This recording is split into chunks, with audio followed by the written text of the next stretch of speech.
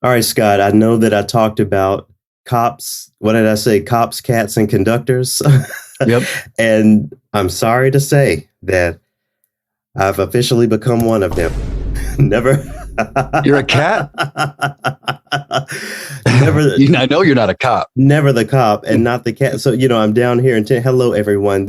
Scott and I are doing this remotely for the first time in a while. I'm down in Tennessee conducting the world premiere of an opera called I Can't Breathe. It's sold out, which is good news, especially for Knoxville and where it is and what kind of opera this is. I'm sure you can, gather some things from that title, I Can't Breathe. Oh, yeah. Shout out to composer Leslie Burrs, the composer, and Brandon Gibson, the librettist of it. You can find more information on how to buy streaming tickets at marblecityopera.org. But I just have to say, Scott, I have a completely different perspective on the job of a conductor after going through this process. This is the kind of score, I think Leslie Burrs even referred to the type of music he writes as ethnic classical music. And while that is not a phrase I would use, I think the point that he's making is that this isn't Mozartian or, Brahmsian, Beethovenian sort of music. There's a lot of those bebop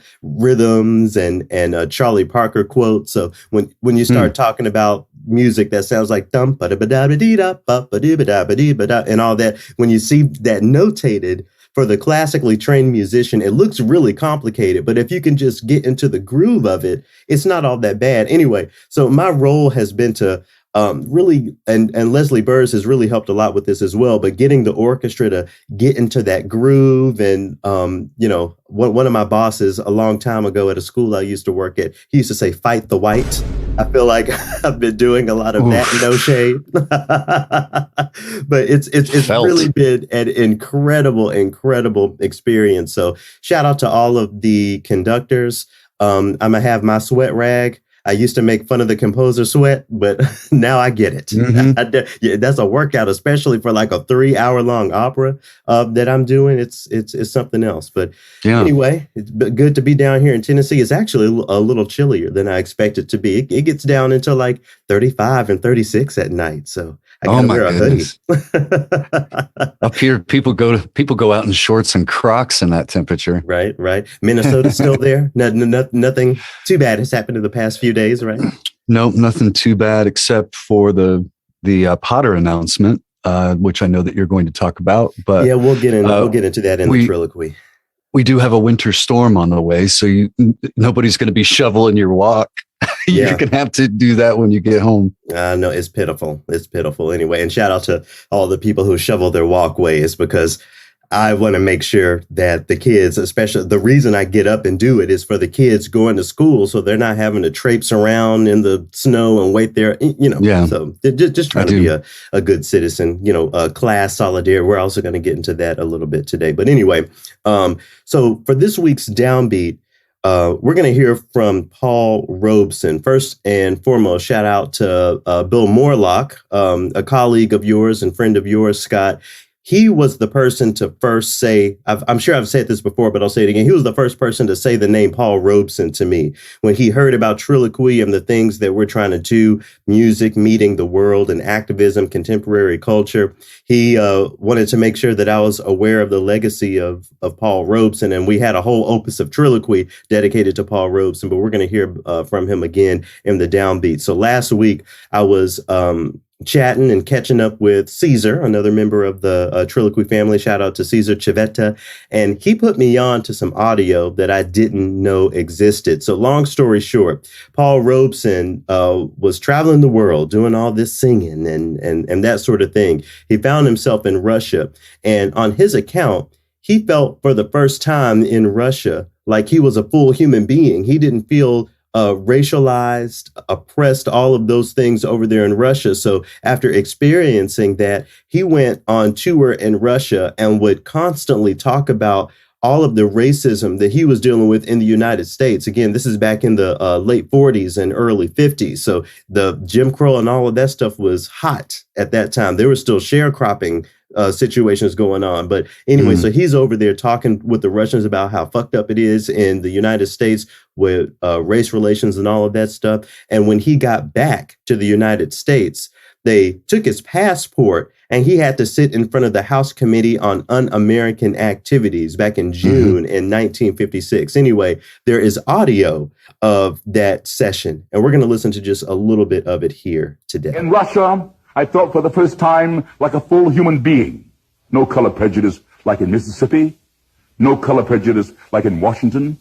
It was the first time I felt like a human being, where I did not feel the pressure of color as I feel it in this committee today. Why do you not stay in Russia?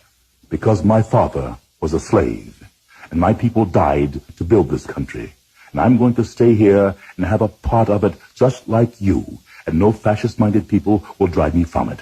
Is that clear? You are here because you are promoting the communist cause. I am here because I'm opposing the neo-fascist cause, which I see arising in these committees. There's a lot there, and I'm going to put the link in the description. I encourage everyone to go and listen to the full audio, because first and foremost, what's so impressive to me is how smooth and how cool Paul Robeson is throughout it, and how he quickly knows how to respond to things. As a matter of fact, at the very end of the clip that I'll put in the description, he starts calling the House members the Un-Americans and that sort of thing. And of course, they get angry and say, oh, this meeting is adjourned. And, right. In a breath, Paul Robeson says, as it should be, It's really incredible to hear how not so long ago, how openly racist and violent people all the way in the House of Representatives were to people of color, to Black folks. But anyway,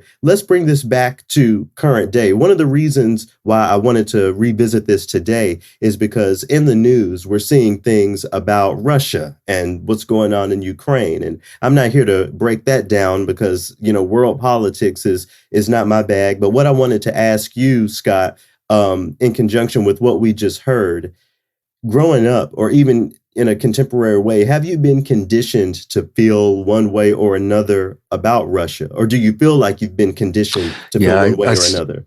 I see what you're saying. Not really, because everything was in the past. It was what was. Right.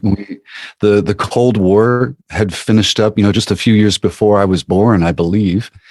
And everything that we got in the history books was just that. It was like, it happened. And since, there was perestroika that came up, with, I believe it was Gorbachev and Reagan that had this, warming relationship. Right. And there was a lot of positivity at that point. And plus, I was going to see a lot of movies when I was first starting to be able to drive. And White Nights, the 1985 film with Mikhail Baryshnikov and Gregory Hines came out. And it was all about a dancer trying to defect, Right. But Gregory Hines found a career as a dancer over in Russia in it, so it was showing two different sides in an entertaining way of the film. So not really conditioned to be against Russia, no, but me and my buddies, we did have sort of a joking thing about it. You got to watch out for the Russians. Sure. But it was all joking. Yeah, for me, I feel like in popular culture, again, I think about the Russian Missile Crisis or the Cuban Missile Crisis, for example. That's what I was trying to think of. Yeah. I feel like for me, there was a slight conditioning against Russia, and hearing Paul Robeson speak to his experience in Russia in a purely positive way just opens up my mind about how nuanced some of these conversations are. There's even a mountain in Russia named after Paul Robeson. He had such a deep impact there. But bringing this closer to the arts, to Western classical music, I feel like my love of the music of Shostakovich and his story has in itself been a huge contributor to my understanding of Russia and Russian culture. We can also talk about Prokofiev. He died on the same day as Stalin, and there was drama there. Stalin had one of his friends killed, and so there is definitely some what I would contextualize as objectively bad, negative things that were going on there. But it's just interesting for me to get this from many different directions. My music education being a part of it has being in the classical biz for you had any impact in that way. But when we think about the great romantic composers, we're thinking about Russians, after all. We're thinking about Tchaikovsky. Yep. We're thinking about Rimsky-Korsakov, etc. No, no negativity there either. And just like you said, or positivity even. I mean, one way or the other. I would say more positive than negative just based on the music, because that's some of my favorite, the Romantics. Yeah. You know? Of course, you know, we have folks like Rimsky-Korsakov writing music like Scheherazade that, you know, does the whole exoticism thing and, oh, listen to what these brown people's music sounds like. So, you know, Tchaikovsky's Nutcracker. Right. Oh, I know, the Chinese dance and all of that stuff. So I think as we move forward, you know, maybe our perspective on that sort of thing will change. But anyway, Paul Robeson, you know, to get us back to Paul Robeson, he is Black history. Paul Robeson is an incredible example of how music can meet bridging gaps between communities, you know, going over there in Russia where he was received so warmly. He learned the Russian language, how music and music meeting communities can meet activism, because he was certainly there, and how that activism can meet good trouble. Back in 1956, when he found himself in front of the House Committee for Un-American Activities, I think that's what it was called, there are a lot of people that would have been scared shitless to be in that sort of position. You know, who knows what the government can do. But Paul Robeson stood in the face of that opposition without fear, with full confidence. And I feel like that's what we all have to do. We have had the example of this artist doing this, getting into that good trouble, all the way to going to Capitol Hill. And I feel like we all can do that. That's certainly what we're trying to do here on this podcast. So let's get started.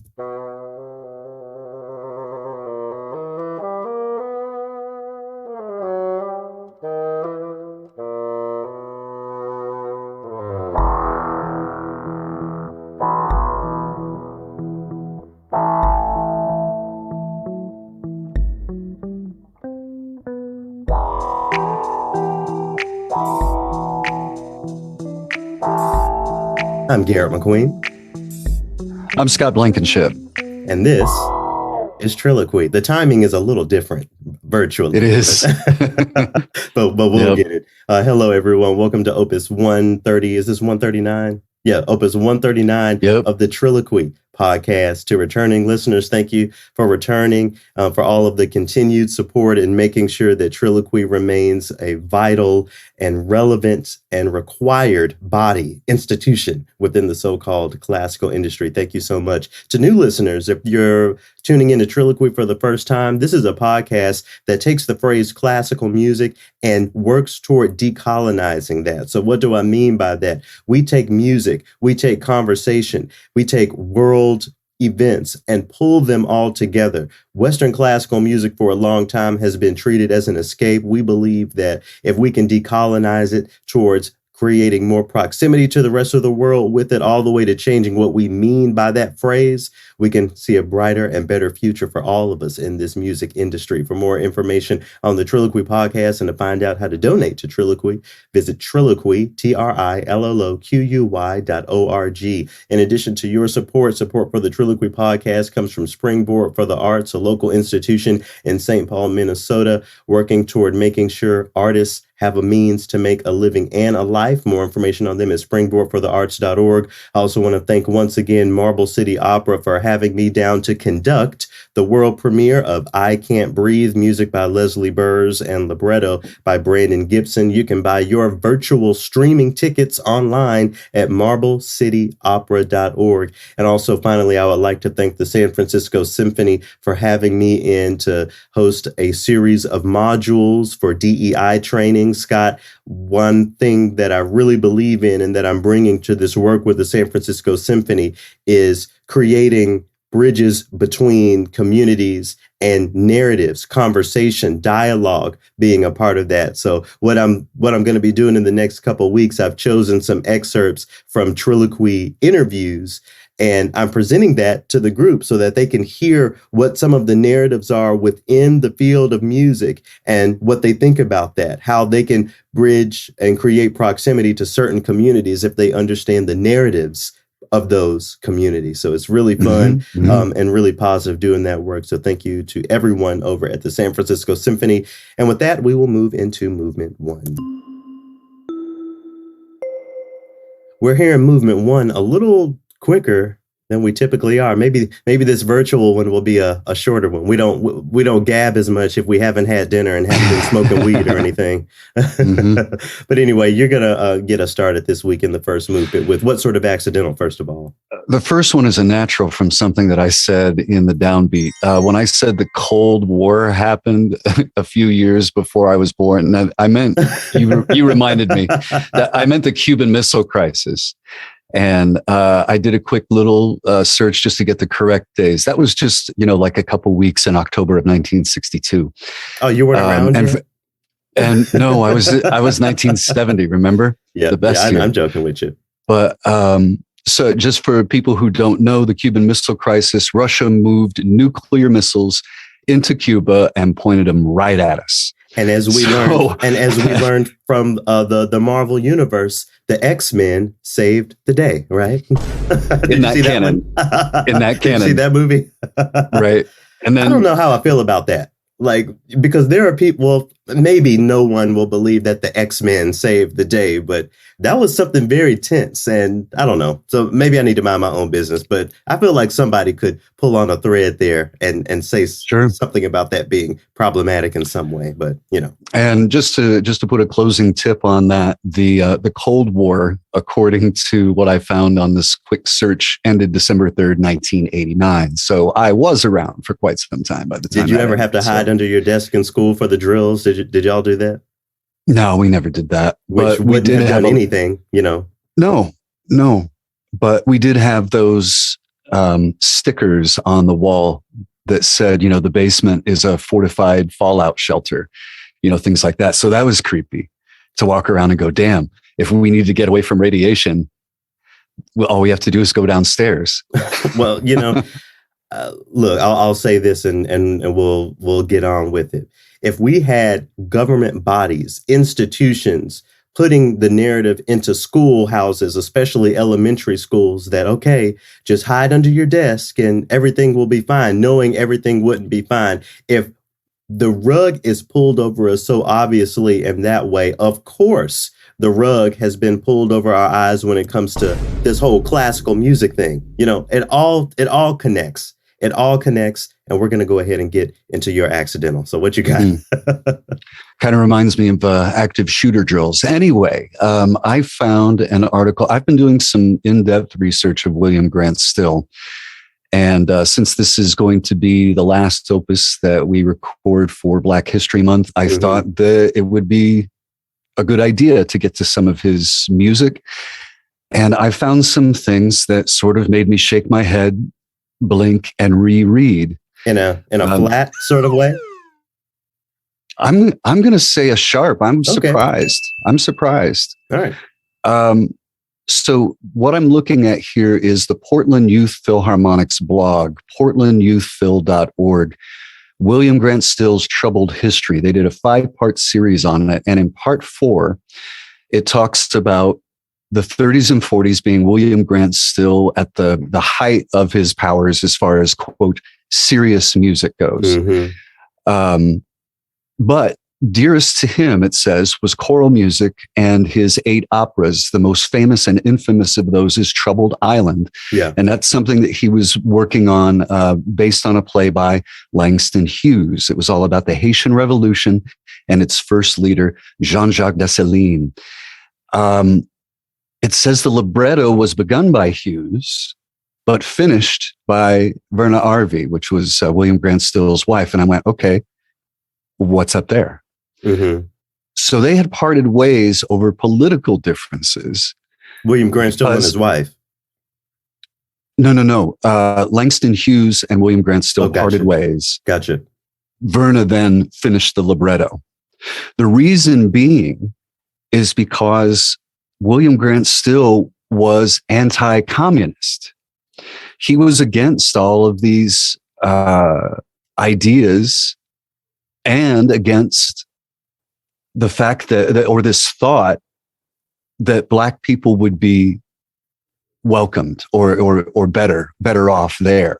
So he thought going and really that even requires a bit of a breakdown, because if we haven't been conditioned to feel a way about Russia, we have definitely been conditioned to feel a way about the word communism. And I feel like the context of that term back in those days was a little bit different, because we have folks like Angela Davis, who, was quoted as saying that she is a proud communist. I feel like socialism is the more polite word that folks use today. But I just want folks to understand that back in those days, when they were talking about communism, I believe they really were talking about class solidarity. They were talking about a system closer to what we contextualize today as socialism, just, to make that point of clarity. Sure. And there's an important distinction between those two isms. Of course. Socialism.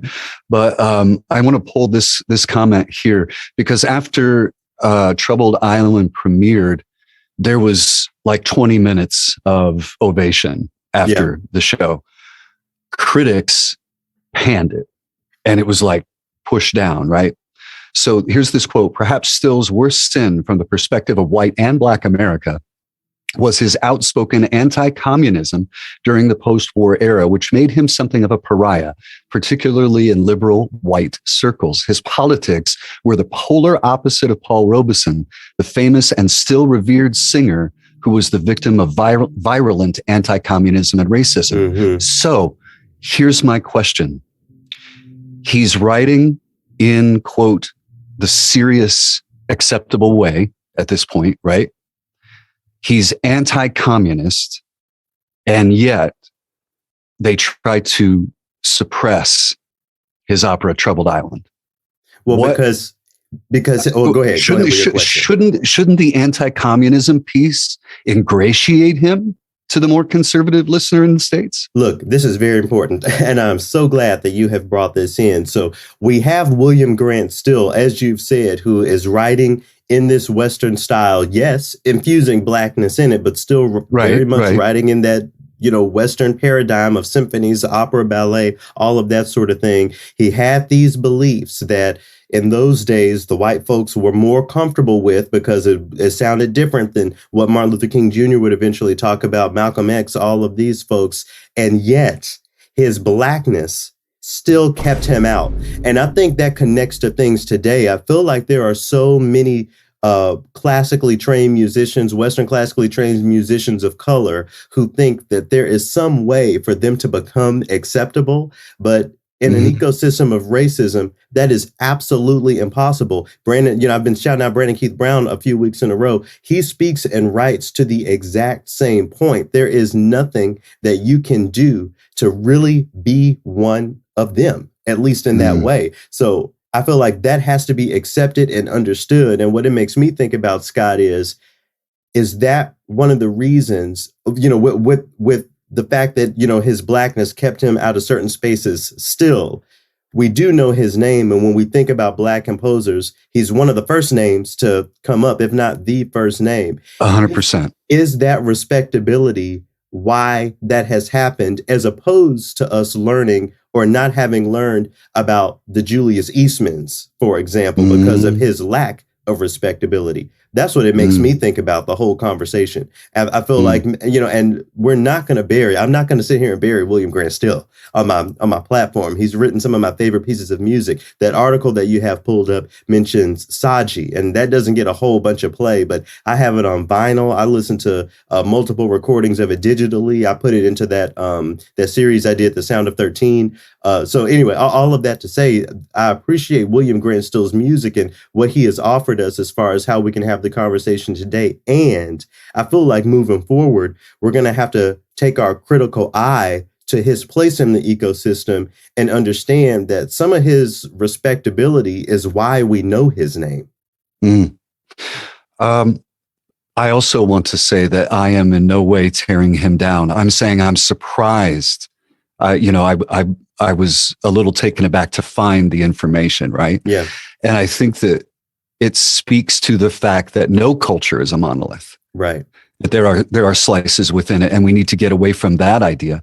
And I have not heard a piece of William Grant Still's music that I haven't liked. And as a matter of fact, William Grant Still, his Miss Sally's Party, that's a jam. Mm-hmm. Oh yeah, that's I love that one. And even the whole story of it, like, doesn't someone put a frog down someone's back so they lose a dancing contest? Yeah, that's the cakewalk movement. You bet.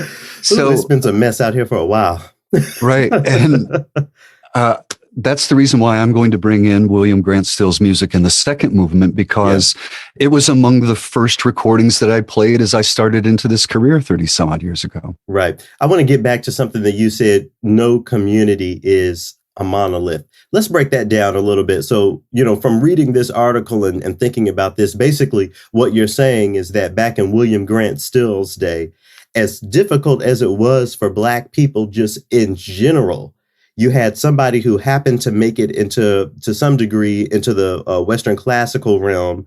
And then you had people who were against him because of his social politics and that sort of thing. And maybe that created barriers between those communities and Western classical music, if that's a good thing or bad thing or not. But I guess I'm asking, is that what you're getting at? That his social politics separated him from other Black folks, other communities of color? Exactly. What I was thinking about as I read it was in the last election cycle leading up to the election, our current president said something about, unlike the Black community, the Latino community has loads and loads of different, and I'm on the other end going, you're like, well, you're like, and then also, I'm gonna hear you out. He had nerve to go on the Breakfast Club and say, well, if you don't vote for me, you ain't Black. So it's going to be what I'll say to that is it's going to be a lot of Black people in his definition who ain't Black in 2024 when we vote or whatever. But that, anyway, this is not the politics podcast. I like William Grant Still. I like his music is what I'm saying. And I was interested to find this information. And I think that it's important for people to realize that he was doubly damned, by some for being anti-communist and by everybody else for being Black. So this is why I have fixed my phrase, when I say I'm rooting for everybody Black, who's rooting for everybody Black? It sounds like William Grant Still wasn't rooting for everybody Black based on what you say. If he felt like some sort of class solidarity would actually hurt Black people, or maybe he was rooting for them in a way that was different. It reminds me of a conversation that I was having. Shout out to Jamie Ali Law. She's performing in this opera. She's also on the leadership council with me of the Black Opera Alliance. We had some drinks last night and we were talking. One of my challenges, again, going back to the whole, no community is a monolith.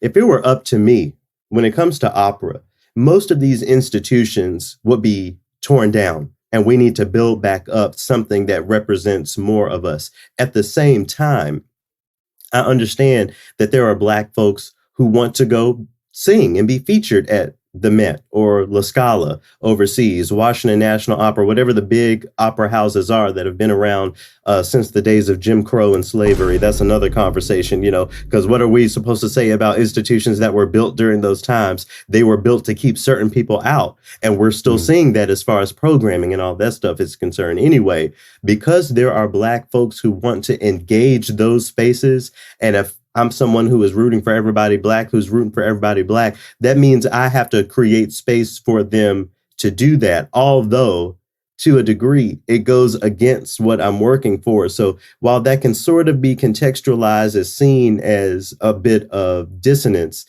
I've had to come to terms with that non-monolithic nature of communities and try to find every way that I can to bridge gaps. I think that's an important part of the work. I wonder how is there any way that you've dealt with compromising your own values for the sake of something greater, maybe in a similar way?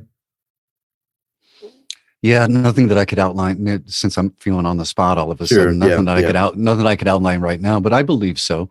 And I think that the work that you're doing very much helps people of color do whatever it is that their dream is. I don't think that you hate on anybody just because they would want to go and sing an opera by not out loud.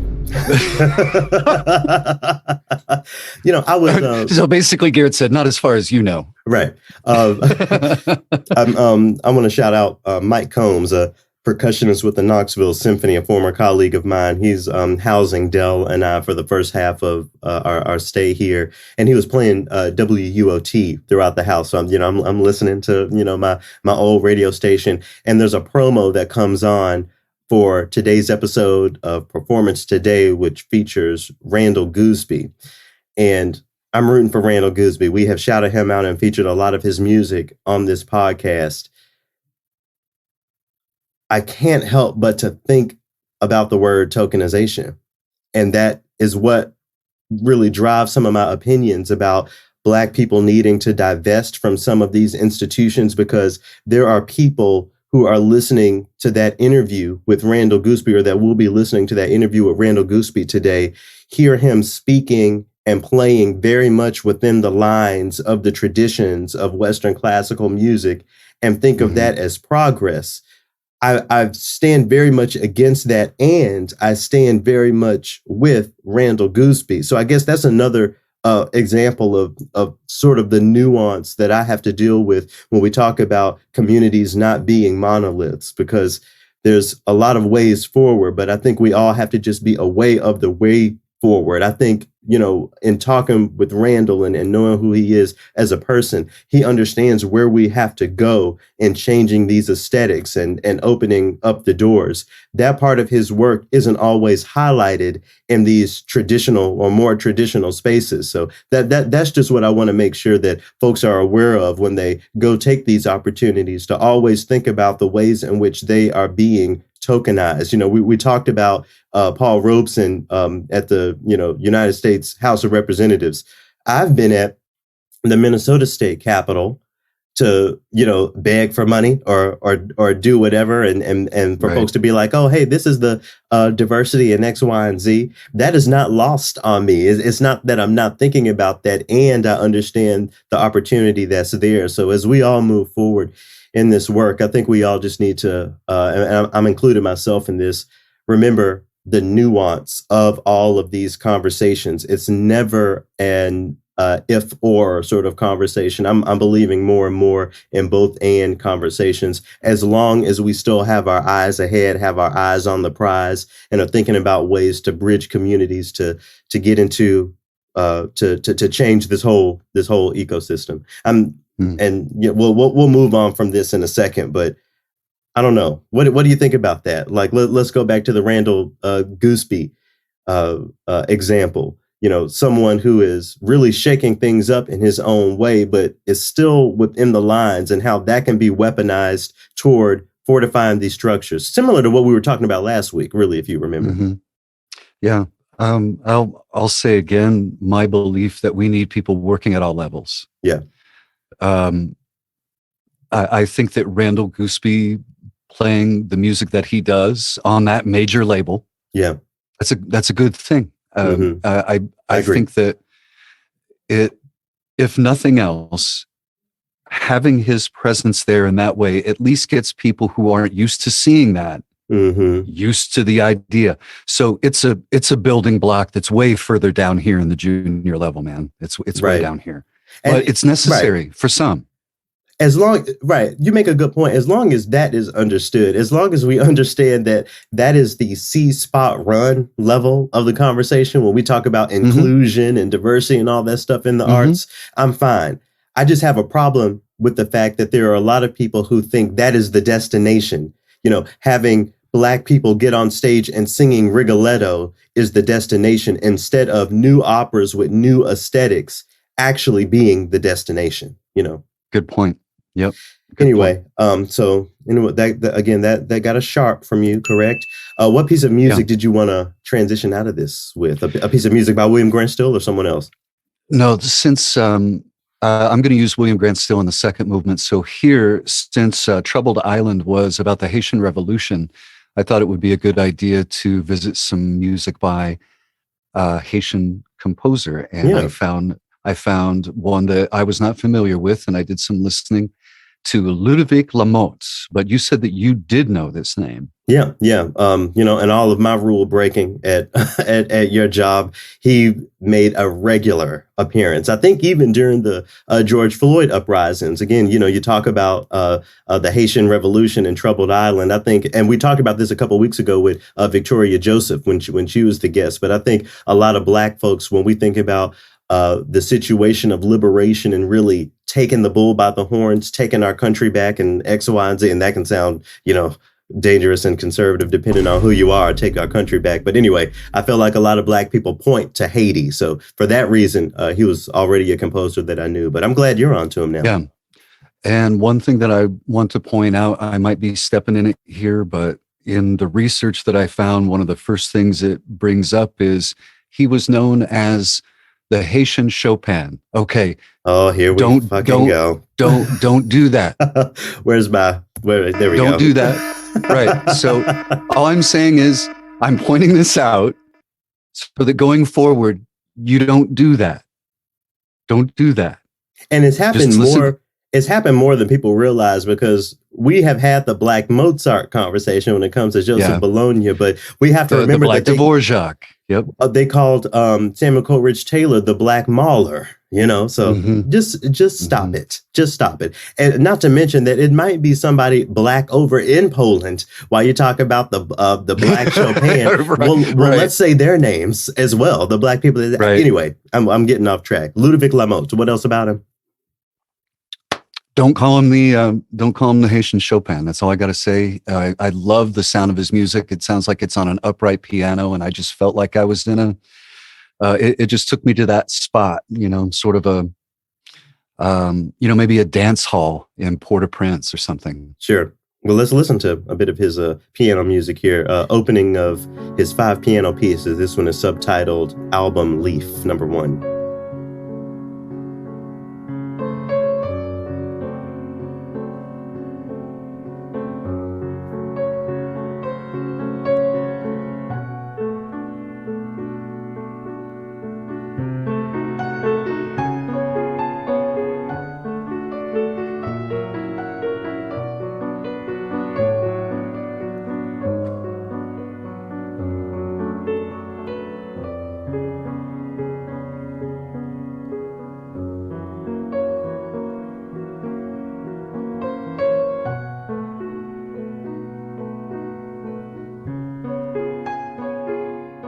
All right, let's go there real quick. Not for long. When you listen to that music, you don't necessarily hear it being Black. You just hear beautiful piano music, right? Mm-hmm. Why does it matter? Like one of the emails that I'm sure you get all the time, I certainly got them all the time when I mention, these folks' background when we listen to this music. Why does it matter, in your opinion, to mention his being Haitian, to mention his Blackness, considering the I shouldn't say objective beauty, but just the aesthetic is one that isn't challenging. So why is it important for us to mention his race?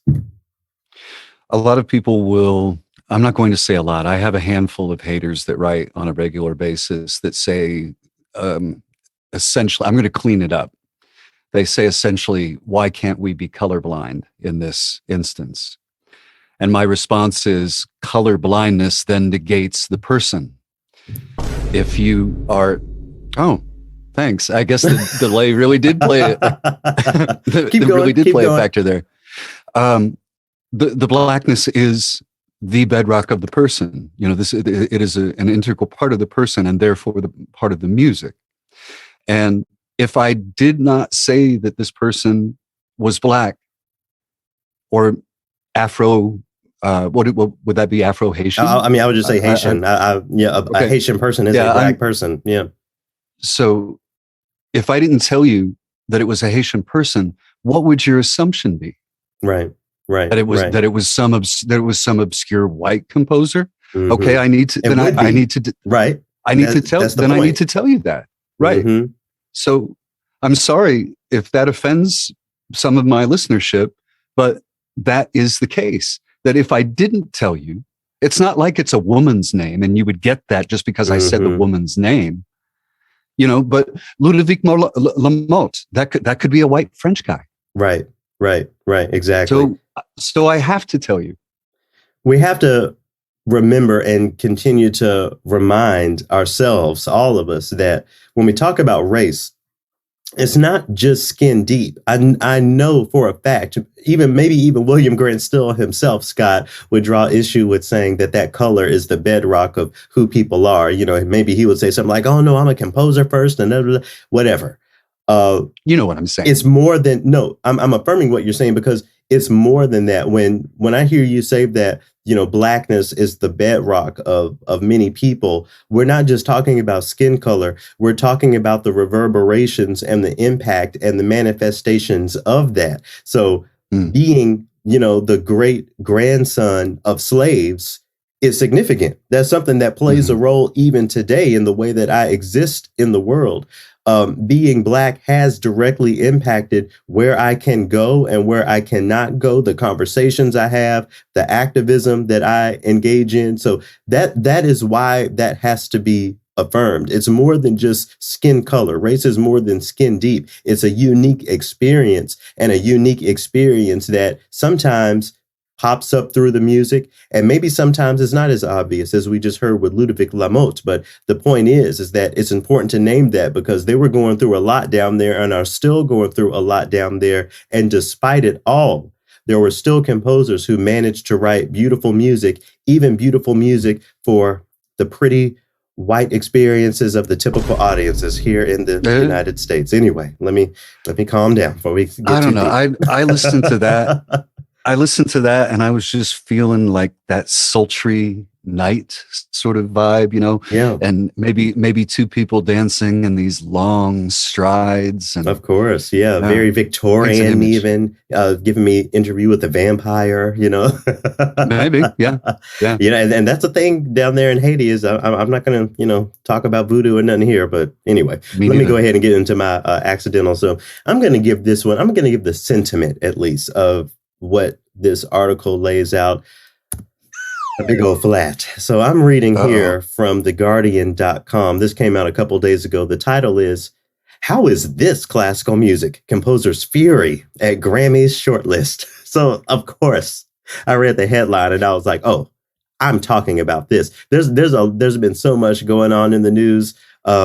And I wish I could bring it all in. So if there are things that you're aware of that I haven't talked about, I'm just, you know, we're working to not be here all day, week after week. But anyway, that's what I decided I needed to bring in. Let me read a little bit of this. It says, "When is a classical music composition not actually classical? This is the conundrum now at the heart of a heated row over the shortlisted songs for the Grammys, the annual awards that will be handed out in a few weeks' time to recognize outstanding contributions to music. A number of musicians have collectively expressed their outrage that nominations for the Classical Music Awards include recordings they consider anything but classical. Letters of complaint have been sent to the organizers, the Recording Academy, arguing that the tracks in question by two separate artists, John Batiste and Curtis Stewart, have been miscategorized." This is our bag, Scott. Like, you know, the question, what is classical music? What I want to pull out from this first is that the evolution of this concept and this conversation is really starting to appear in more and more places. It warms my heart every time I read an article and see the phrase Western classical music, because I feel like there's some attention being paid. But as we're seeing here, decolonizing that phrase classical music and the aesthetics of music that surround it are really challenging the artists, the composers who are at the head of it all today. I think that we often think of contemporary composers as being on our side because they're fighting marginalization against another recording of Brahms or another recording of whatever, you know, but at the same time, they're pushing back against what I believe is the direction we need to go in. I just think it's interesting that the nuance of that conversation is beginning to at least attempt to separate those of us who are in it today, the contemporary composers versus the composers who reach outside of that traditionally classical bag. I don't know. I think it's interesting. When the third and fifth, I believe, symphonies by Beethoven were premiered, reviews said, "How is this? This isn't come on. Music." I'm telling you, most of the canon that we listen to, and I'm not going to say most, there are many pieces in the canon that we listen to that were panned and booed at their premiere, and then you give them a couple decades or a couple hundred years, and all of a sudden it's all of a sudden it's the zenith of the form, right? Bizet's Carmen, panned, terrible at the premiere. Today it's one of the most performed. I forget what date it was. I think it was like the 1808 premiere of so much Beethoven music in a cold theater and everything. The people are like, ew, this isn't what you normally give us. We don't like this. Yeah, just let's wait a couple years and see what people think about it after it evolves. Let me spill a little bit more tea here go ahead. I'm getting churned up. No, I was just saying I'm getting all feisty. It cites a letter written by composer Mark Niekrug, whose music I am familiar with, and I definitely know his name and have aired his music. Anyway, it says here, in a letter to the Academy, he wrote, quote, "As a serious, dedicated composer of what has always been considered classical music, I am dismayed. I have spent 60 years studying and laboring at this precise craft. It is unfathomable that an organization which is supposed to have some inherent knowledge of music would choose to recategorize an entire segment of our inherited culture." What I hear in that statement, Scott, is someone who actually has to compete and isn't happy about it. I feel like it's been so easy in decades past for pieces of music that strictly fit into that traditional conception of classical music to be successful, that now that they have to, compete against something a little bit more innovative, a little bit more culturally competent and relevant today, they're upset about that. It reminds me of the whole conversation of people seeing equity and equality as oppression, when actually you're just experiencing having to compete in the ecosystem in whatever way. That's what I hear about that now. So next time you happen to have some Mark Niekrug music on your playlist, what's the break going to be? you have to talk about this. You have to bring this up. What is the break going to be? What do you say? What would you say to the people that look at it as just a means to categorize? Like you have sections in a record store. What do you say to those people? Go, yeah, but this over here has a whole orchestra or whatever, and this has, a trap set. It's, for them, it's a categorization thing. What do you say? I think we have to ask ourselves why those categories exist. I feel like it connects back to capitalism because it's all about marketing. When someone sees the phrase classical music connected to something and they are culturally or through their experience, whatever, have experience there, I think that it's used for that reason to, rope those audiences in. That is exactly why I believe it's a good thing to allow different aesthetics into the room when we use that phrase classical music, because that means the tried and true person who goes to the music store and goes straight to the classical music section and look through the CDs or whatever, now they have a chance to hear something different and to engage a broader aspect of the world because it's being included there. So any critique about something not being classical music, especially American music and especially Black American music, I completely dismiss. And honestly, as much as people will push back on me, consider it a manifestation of racism. Being racist, acting on racism is more than just hating the Black body. Again, we were just talking about race being more than skin deep. So when you are rejecting Black experience, Black musical aesthetic, all of those things, that is what racism looks like. And I'm not here to necessarily call the composer a racist. But what I am saying is that when the question is brought to me, when I'm asked, that's where my mind goes, because I don't hear anything that isn't classical.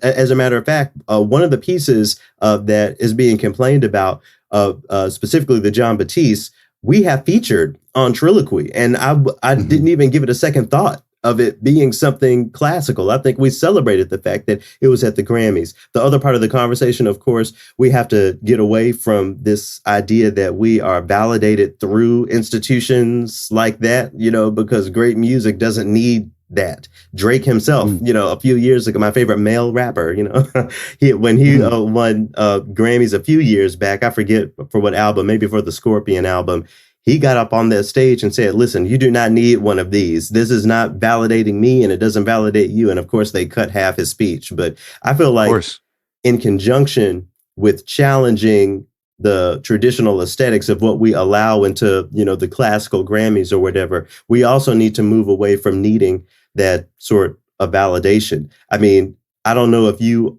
are officially an award-winning radio host, but do you need for a few of your breaks to be submitted to something? And oftentimes you got to pay to submit, and then they select from that. Do you need that validation to consider yourself a great radio host? I don't think so. I don't. Unless you, right. So we need to get into that mindset when it comes to our music and our art and our compositions as well. I think it's something. So shout out to John Batiste. Thoughts and prayers to Mark Nykrug. I'm sorry that he feels away, but I guess you're going to have to write something that we actually, want to hear. No shade, but shade. Look around you, everybody. You are at an inflection point. You are at the point that will be referenced in the future as the beginning of the change. And before we transition out of this, let me just say, the opposition is real. And that's one of the things I've been trying to talk to the San Francisco Symphony about in these equity trainings and things. The opposition is real. So we have gotten so used in this Western classical industry of what I've been calling this toxic positivity. We're all getting along. All the music is so beautiful, X, Y, and Z, but it's become so much of an echo chamber that opposition and work toward evolving it, is seen as us trying to tear it down and destroy it, but we're trying to make sure it survives. It's only going to survive if we make it more relevant to more people. So that's what all of this is about. And sorry if you hear the garage door opening below me. We're doing. I was just about to say, did the air conditioner kick on or something? We're doing the best we can. Everyone doing this virtually. All right. Well, anyway, since we have already shared music by John Batiste, specifically the piece of music that's nominated for a Grammy, I thought I would share and transition out of this with another one of the tunes in question. So the artist is Curtis J. Stewart, an incredible composer, violinist, and multidisciplinary artist. The album is called Of Power. I have it linked in the description of this, but I'm going to share one of the tracks from that Grammy-nominated classical album. Let me hit my thing for that. Grammy-nominated classical album. This track is called Improvisation on Paganini Caprice number 11. So it uses some of the old and some of the new. Let's take a listen.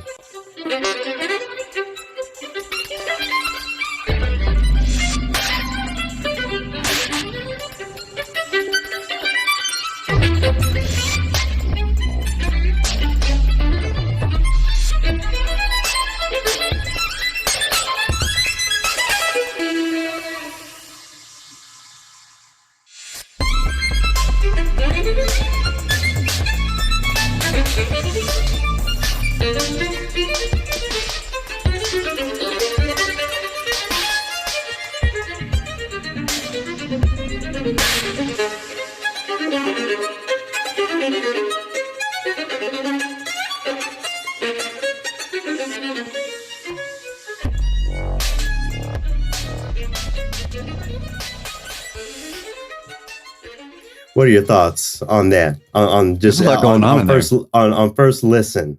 Well, what do you There's a lot think? going on. Yeah. I found myself bopping, and then all of a sudden the tempo would change or the beat would change, and I go, "Oh wait, I'm not on the one anymore." See, keeping you on your toes. See, making sure you're not leaning too deep in. Is that something, putting you on the spot? Is that something, if you were on a Grammy committee, that you would include in the classical category? Man, good one. With the way that my thought process has worked up till recently, probably not. Really? Where would you put it? Pop or what?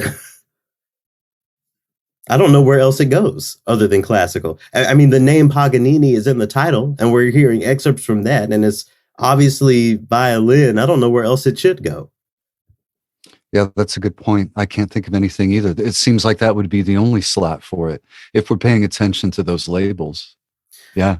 Let me, but before we move on, let me just read a couple more things here from the article. Stewart, who studied at the Eastman School of Music in Rochester, has performed as a classical soloist at the Lincoln Center and Carnegie Hall, and held chamber music residencies at the Metropolitan Museum of Art. And then at the end here, it says Petit studied at the world-renowned Juilliard School in New York City. In 2018, he received a Grammy nomination for Best American Roots Performance, and has won an Oscar for a number of his other bits of work. So not only are these so-called, classical composers, they have been at your institutions. It's not like they are pulled off the street. They went to your Juilliards and your Eastman schools of music that you love and celebrate so much. So that's what I have to say there. So again, shout out to them. And we're moving on to the second movement, where Scott and I take the second ending. We take a piece of music that we've been living with for a while this week, and instead of repeating it again fully,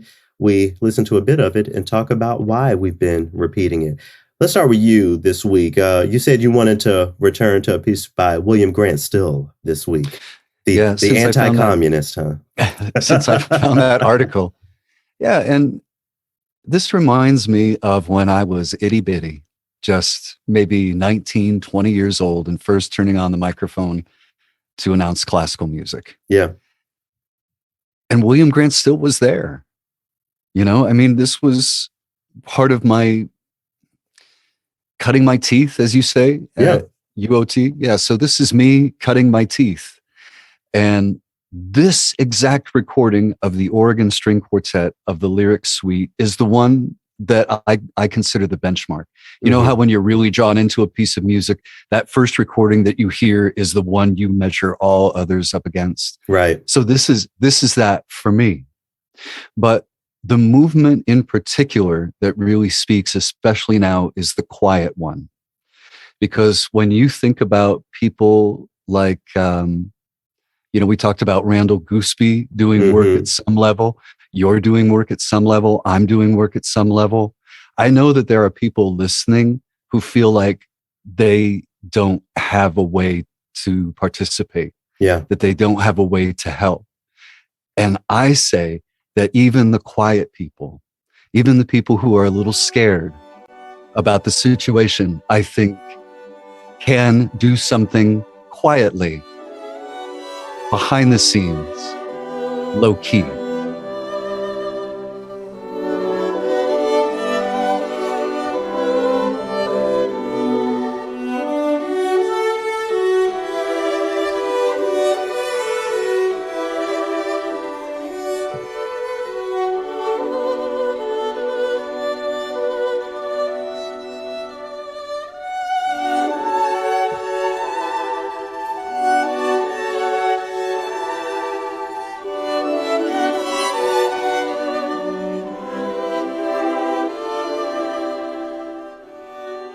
And I'll also mention that, this is a movement of a suite where William Grant Still is writing about many different types of folks he knows. So for example, another movement is called the jovial one. So, he has all sorts of different types of folks in his life. That's the quiet one. This is where the idea of nuance to the conversation and accepting more ways forward is coming into play. Because, Scott, when you talk about doing things quietly, doing things behind the scenes, I can't help but to think about all of the people who will send me messages like, oh, good job and X, Y, and Z, just between us. But I don't see that type of energy out of them publicly. Maybe that's because they want to keep their job or not upset family or friends or whatever. So while I definitely accept what you're saying, there is behind the scenes work that has to happen.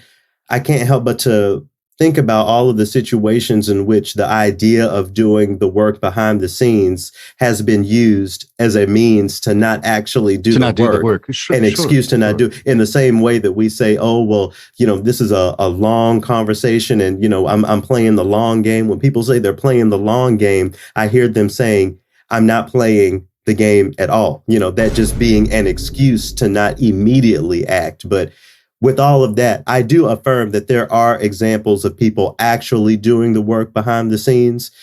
I just think, I don't know, I would encourage those people to find ways to inspire others. See, that's the point. It's not about proving to anyone that you're doing any kind of work. For me, it's about inspiring others. And you can't inspire others if you're keeping all of your good work, however you define that, close to the chest or behind the scenes. So that's the both and all offer to that part of it. I understand that. I get it. And you know that that's where I diverge, because I believe that there are people doing quiet work a lot. I'm thinking about the single mother that, of course, doesn't want to open up her mouth at her job, because if she loses that, she loses a lot. I'm thinking about even in that situation, yes, the single mother who needs to keep that job, and I affirm that.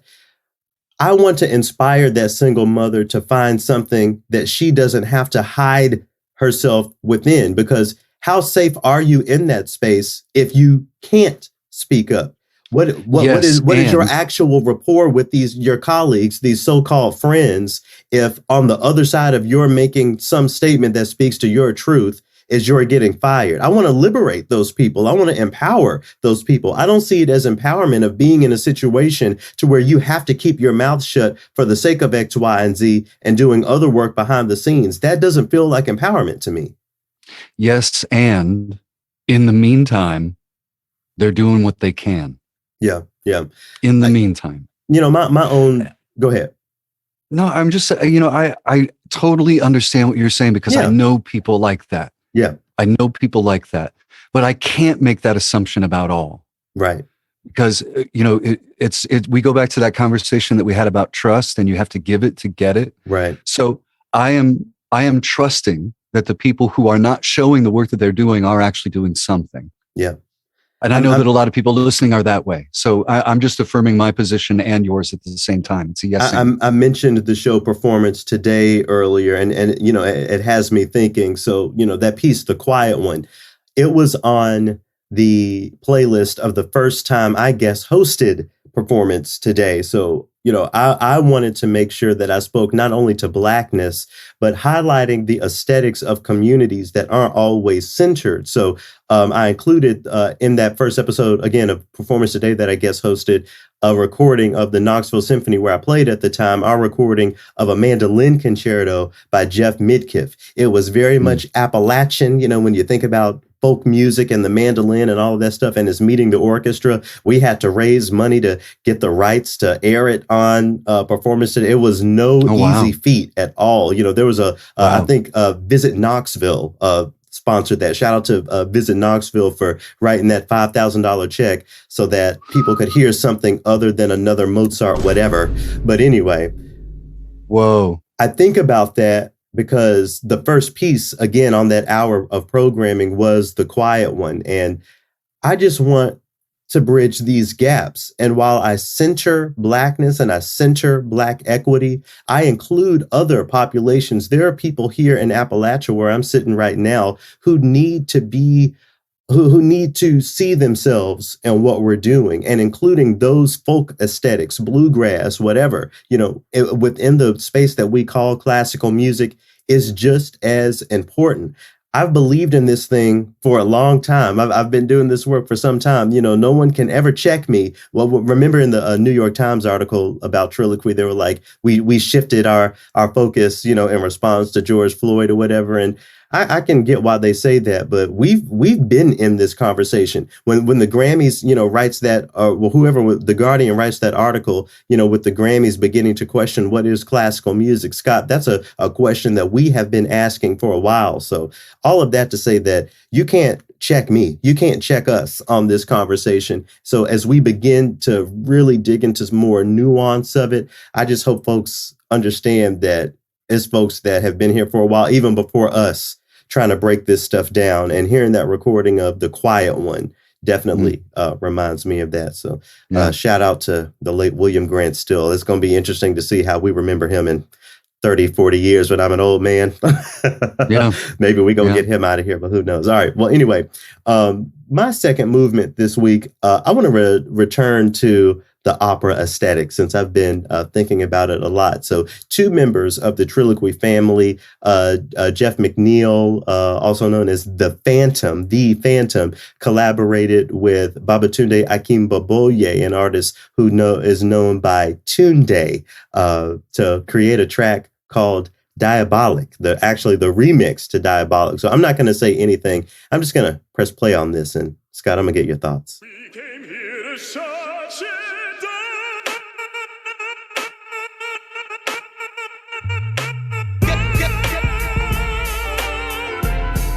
Shut it down. Shut it down. Down, down, down, down. We came here to shut it. You better off trying to quote. You ain't even kinda dope. No sign, I hope your album couldn't fuck with my liner notes. I stand alone, man, I'm grown. When I spit it, it's vivid like HD. You're equivalent to a camera phone. It's rap rocks while you act shocked. You know that we ain't in the same lane. I'm a phantom, you're a matchbox. Not even close if I coached you. This flow I have you running out of bars like the bouncer approached you. You couldn't harness this, I'm hotter than the. All right, Scott, we have strings and winds and piano. We have Tunde singing very much in that operatic aesthetic. We have spoken word known to us as rap, but that has appeared in the Western repertoire as things like Sprechstimme, as the Germans used to say. I don't hear anything that isn't classical, but what about you? What do you think? First off, damn, that's a big voice. Listen to him. That's what I'm saying. You said he's going by Tunde now? Tunde. Does he have other recordings that are available? Could I check out other things? Oh yeah, just Google his name and it'll get to his website and you'll find all of that. Big voice that grabs you right from the moment. And as I started listening to it, I thought immediately about how there are plenty of instances where something has been sampled, like that flute line you really like. Yeah, we'll hear it later today. Okay. I'm going to bring it back. But you know what I'm saying? So there are certain things from the canon that are pulled and then repurposed, like you heard the chopped up Tunde's voice in there, right? Yeah. So that was taken from something existing. So imagine if they recorded things with the idea that they were going to chop it up like that. Yeah. Imagine what you could do. Imagine how effective that could be. Well, if instead of sampling it, it was done intentionally like that. That could be really powerful. But let me remind you, the libretti there in that excerpt we heard, Tunde is singing, "We came to shut shit down." Shut it down. So that doesn't come from an opera that I know. So maybe that was right. That's plan, what I'm saying. To do that for that purpose. Just imagine how powerful that could be if you could pre-cut your sample. Yeah. If you know where it's good. Yeah. What that piece of music, what that composition reminds me of, what comes to the front of my mind is the fact that we often talk about engaging new communities, diversity, X, Y, and Z. What I feel like a lot of institutions have yet to understand is that when you are working toward bringing communities together, when you're working toward inclusion, you have to accept all of the person, not just the part of the person that you can stomach or the part of the person that you think is acceptable for your institution. You have to accept all of the person. So when I hear that track, what I hear is an acceptance of all of Blackness, Black people who are Western classically trained and can play those violin lines and those piano lines. Black people who can sing in that operatic style, but have a different experience, a different approach to it. Folks like the Phantom, who has an affinity for that classical aesthetic and meshes it with hip hop. That is what it sounds like to actually accept the entire community, all of the diverseness of diverse communities. That's not happening yet, though. They want us to leave some of it at the door. They want us to leave that 808 at the door. They want us to leave our so-called bad language at the door. And all that is again, another one of those manifestations of racism, that word that people are afraid of more than they're afraid of actually being that thing. Okay.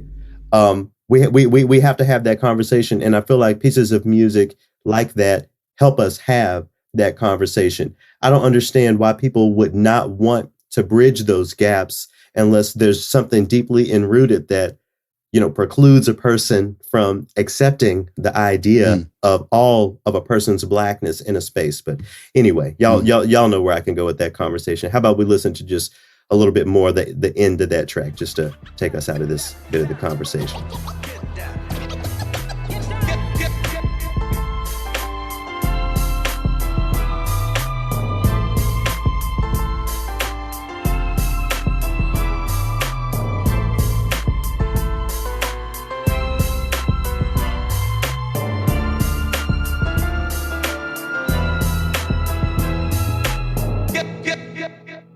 So even without the drums, the 808 and that sort of thing, if we just had the strings and the piano, that sort of hip hop groove would still be there. And I feel like there would be just as much challenge because of that aesthetic, despite the fact that there is nothing strictly Western classical on the stage. There's just an aesthetic we have to learn to accept. And I think dismissing the aesthetic is dismissing the people who created the aesthetic and who celebrate the aesthetic. And when we can really actually have that conversation honestly and approach it as just straight up being racist, maybe that will be enough of a trigger for some people to actually move. Or maybe, I don't know, maybe I should get your thoughts on this. Maybe approaching the conversation that way will turn more people off than not, which means they were never there in the first place, but Yeah, maybe. Was it Marriage of Figaro or... Oh yeah, Tunde did The Barber of Seville. Yeah, we sampled that on TRILLOQUY before, his take on Barber of Seville. No, see, the thing is that you said something about language. Yeah.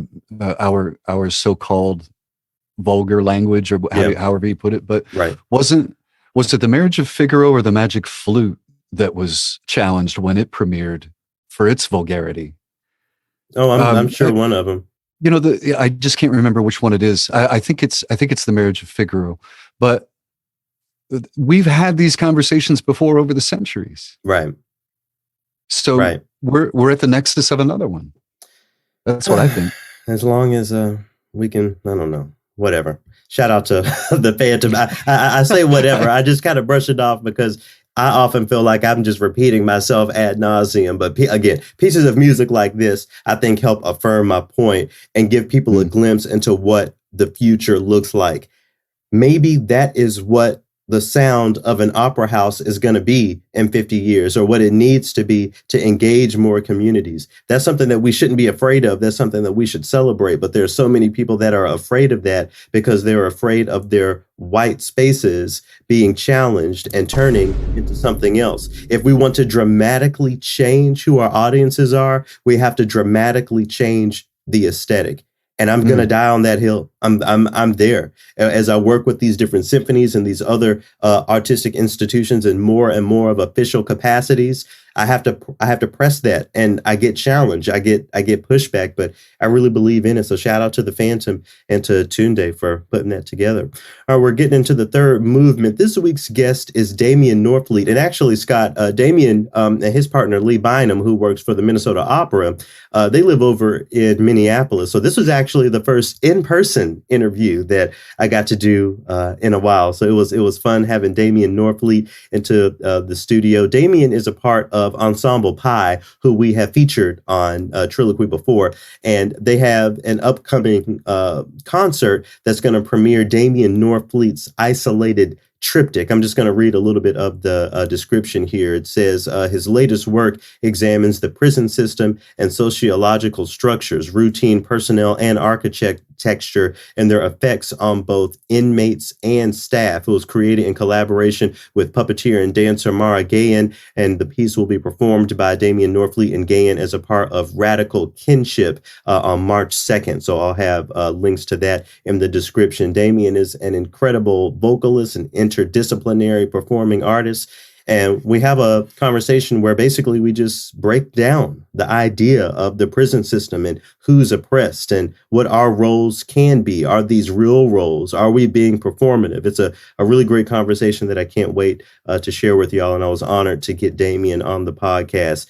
You mentioned that track earlier, with the flute solo. And I know we talked about it a little bit last week, but I want to make sure, again, for Black History Month, we shout out Isaac Hayes and all of the folks who did so many great things back when before youngsters like me were here to understand. So here's a little bit of the opening of Prison Song to get into my conversation with Damian Norfleet.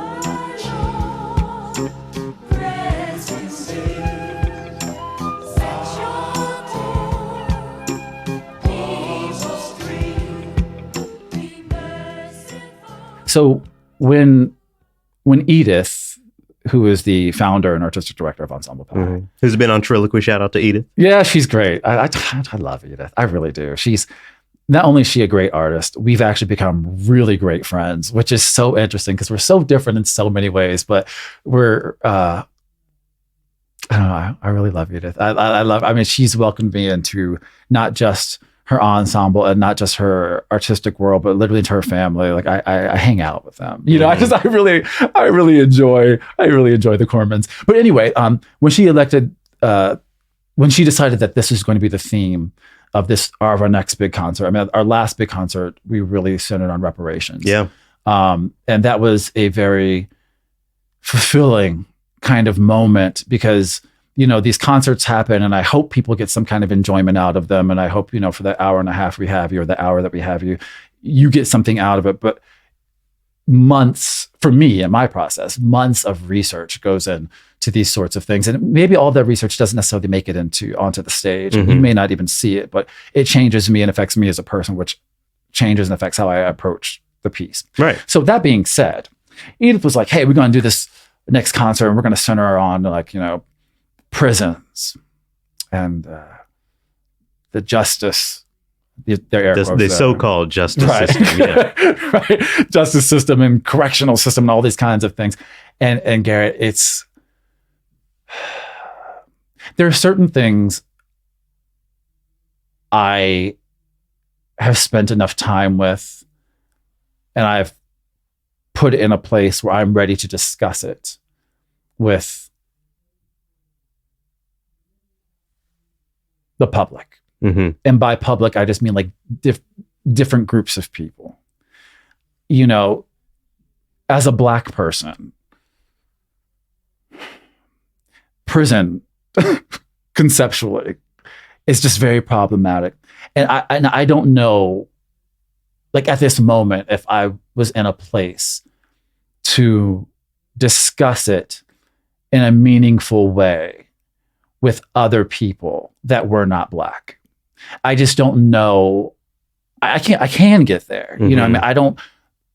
I can get there. I'm just not there yet. And I will get there. I'm just not there yet. So I had to figure out how I could participate in this concert in a way that I wasn't shutting down. I was literally shutting down. I mean, before our little chat, before we came on the air, I was highlighting some of our conversation about between our ensemble and some of the groups we're thinking about partnering with, and some of the people who've been doing a lot of this work for years and having them, educate us and give us like some insight and share their story firsthand.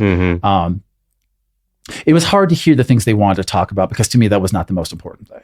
And it was hard for me to discuss these other aspects of our prison system. What's an example of one of those things that you didn't want to talk about? These other aspects? Yeah, those other things. Like, there are various organizations that have taken it upon themselves to go into prisons and do things. Like there are some organizations that are they have like, their goal is to rehabilitate the prisoners, and rehabilitate in the sense that like something was wrong with you that landed you in prison. So now that you're here, we're going to try to fix what was wrong with you that landed you in prison. I've got all kinds of problems with that, right? We know people land in prison not because of something that is wrong with them. Yeah. You know what I mean? So I was like, I don't have anything to say about that. That is going to be a collaborative kind of, it's not going to lead to a collaborative sort of environment. So what's your response to the person who's, but some people do land in prison because something is wrong with them or they did something wrong?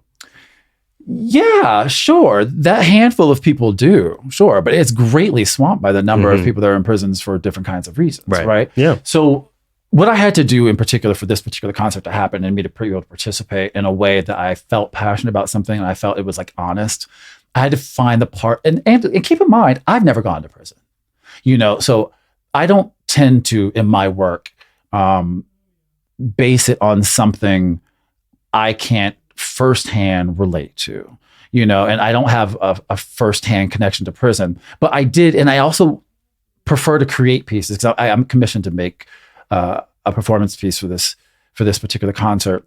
And I was really thinking, who's going to see this? To go back to your earlier point about like audiences, who's going to see this? And sometimes I make art and it's for me or it's for some higher cause. But sometimes, especially when it comes to activist work or activist-oriented work, I don't know if this is the realm for abstraction, because like the nature of activist work to me, right, is to communicate something or to say something. Either you're for something, you're against something, you want some kind of change to happen. This isn't a time to be confusing. This is a time for some kind of, you need alacrity and some clarity in this. So I try to make things a little more pointed into the, so it's not lost, right? Because the more effective way is to set your platform is way more effective, in my opinion, in addressing certain topics directly because you're speaking. We don't have to figure out what the symbolism means with this, or with the poetry of it. It's just boom, I mean this. And I think that's the way you need to speak about certain topics when you want people to understand. So how does that directness play a role in how you're going to approach this performance? Right. Are you just going to, do like the rappers say, cut the music and just say what you need to say, Maybe. I mean, that might happen. But what I was specifically looking for is I was like, well, let me find something about this, because prison is evil. Our current prison system is wrought with torture. No hyperbole. Like, I'm not exaggerating. This isn't flowery speech. Torture happens in prison, right? All kinds of torture. But there was one kind of torture that, because I also didn't want to make a piece in something that's going to get mired and stuck in these places, like you said, like where these people are going to be like, but what about the two people that aren't doing it? That's not the point of this. So I was like, what is something that America or people en masse can empathize with that is a horrible thing happening in prison, right? And we've all been in this lockdown kind of situation, and we've all felt the effects of what happens when you were confined, right? We all have, words are being thrown around like cabin fever. But the point of that isn't the severity. It's the point that we know what the feelings are. We all know what it felt like to be stir crazy. We all knew what it felt like. We don't know what day it is. We haven't put on clothes for 3 days. We all notice our mood swings. We all notice our fatigue levels. We all notice all of these things. We all notice like, oh my God, I've got to invest in self-care. And all of that with access to Uber Eats and the internet, and space and yards and people coming over safely, all these kinds of things, air conditioning, basic agency. So, but even with all of that, we felt the effects, psychological effects of what's happening. All right, fast forward to prisons, right? So they're throwing people in these prisons, which already is confining and already detrimental to your mental health, but specifically solitary confinement, right? When people are being placed into these cells, which are roughly the size of most of our bathrooms, no access to a window, rotten food is literally served to these people who are in prisons. I mean, there's all kinds of torture that happens, not to mention the abuse that can come from personnel. So, but specifically back to the psychological damage that comes from solitary confinement, I was like, I can relate to the effects of solitary confinement, and so can everyone else. I can do a piece about the wrongs of the torture, and everyone can understand, like, oh yeah, that does feel horrible. And then, like, once you understand, like, oh, this is happening, you can, broaden your mind a little bit, do a little Google search. I mean, and don't take my word for it. The UN, our beloved UN, that sets international standards on humanitarian standards and this, that, and the other. They said solitary confinement is torture. You know what I mean? They say, like, up to 2 weeks is the most you should ever do everywhere. I mean, then there's the United States. Literally before the pandemic, we had numbers of like 50 to 80,000. That's 5 figures. 50 to 80,000 people were in solitary confinement on any given day, like in 2020, before the throes of this virus and pandemic. Yeah. During the pandemic, that rose like 500%. Like, they're like, I mean, we're well over 100,000 people that can be in solitary confinement in a given day. And let me find the exact number for you, because I was gobsmacked. And, I also want to point out that, like, this doesn't take a lot of effort for me to find this information. I'm not a research scholar. I didn't go to a research university. This is like something anybody can find on their phone. I found some extra numbers because I wanted to make sure I had the most current numbers before I got here today. I looked up some things on my phone in my Lyft, just on the way here. Like, this is accessible things if you just want to know. You know what I mean? So if you don't know, you just don't want to know. And I think that applies to a lot of what's happening right now, Black people in general. But yeah, there are 300,000 people, according to the Marshall Project, which does a lot of effort documenting some of these numbers about in terms and conditions in prison. I mean, they're saying there's numbers like 300,000 people in solitary confinement. That's 300,000 people locked in the space of what we consider are like bathroom sizes, where conditions are like no TV, no this, no that. Lights are on the entire time. Can you imagine trying to rest with fluorescent lights on? Yeah. And we've all tried torture. It's crazy. And this kind of environment is going on, not for a few weeks, not for, we were all locked down for a year, right? Barely, if that. We all went crazy. There are people who've been in solitary confinement, not prison, solitary confinement for decades. Multiple people, lots of people have been in solitary confinement for years. Like, this is crazy. And like, again, you don't have to take my word for it or anybody else's word for it. If you believe in science and medicine, there is not a single psychologist or psychiatric practitioner or scholar that will not tell you that being in solitary confinement, and they say that permanent damage can actually occur from this, like days sometimes, as soon as that. All of that fueled me, and I could at least empathize with that. So that was a starting point for me. So I just kind of dove in a little bit more, and like, why is it torture? That's my question. Yeah. And I think that's a lot of people's questions. They're like, oh, well, why is it so torturous? I don't understand. Well, then, there's all kinds of things. And it basically comes down to agency, which, again, this applies to Black people at large, right? Because this is the exercise we do in America. We try to take away people's agency. Yeah. Right. I mean, slavery is the ultimate. Slavery, prisons, right? Both places where the system and the environment is set up for us to have as few choices and as little agency as possible. And science and medicine, everything else shows there's a direct connection to your agency being in place and intact, to your mental health being intact. Literally, without agency, you literally go. Psychosis is the result, like literally. Again, no hyperbole. So I went in and just dug in a little bit. I nerded out and dove in a little bit more and discovered that there's like, most people who delve in the world of social sciences, like psychiatrists and all these, and psychologists, all these folks, there's a lot of study that there's 3 parts to your agency. There's like the projective agency, and there's the iterative agency, and then there's like the evaluative agency. Long story short, it's kind of like hopes and dreams, things you project forward. That's one part of it. And then your memories and past experiences is the iterative one. That also helps inform your personhood and keep you balanced. And then it's also like, what's happening right now in the now? And do you have the ability to react to it? And that's the last one. And so I just dug a little deeper. I'm like, is there a direct correlation to that, to this solitary confinement in prisons, right? And, you can talk to people and hear their firsthand accounts. And we've got some people here to tell their story. And it's, they're not being told by us what to say. It was an invitation and they accepted it. And and they want to share their story, and we are allowing them to, and they're as much a part of the process as anyone else. They get to be involved in this. They are curating their piece. They're not just here and here's a little bit of space. We're going to let you do something that we're going to give. It's not that. We actually want to hear what they have to say because people need to hear what they want to say. How are you engaging the conversation of what these incarcerated individuals, their levels of interest in this, if the circumstances were different? I can understand how any incarcerated person might be moved to have a conversation with you or other collaborators or offer anything.